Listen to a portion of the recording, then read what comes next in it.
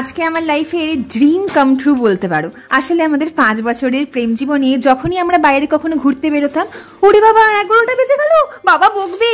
ঠাকুর দেখতে বেরোলেই বাবা বকবে, মুভি দেখতে গেলে বাবা বকবে। তো বাবা নামের বোঝাটাকে মাথা থেকে নামানোর জন্যই আমার বর তারপরে বললো, না এবারে আমি বিয়ে করবই। কিন্তু বিশ্বাস করো, এত বছর বিয়ে করেও সেরকম তুফানি জিন্দগি আমরা কোনোদিনই কাটাতে পারিনি।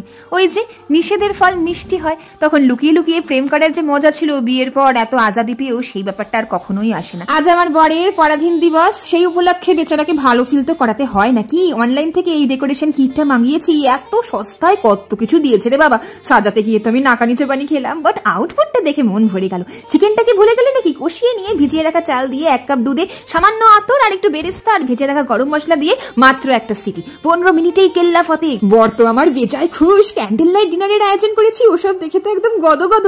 তোমাদের কেমন লাগলো অবশ্যই জানিও, টপ করে খেতে ভুলো না।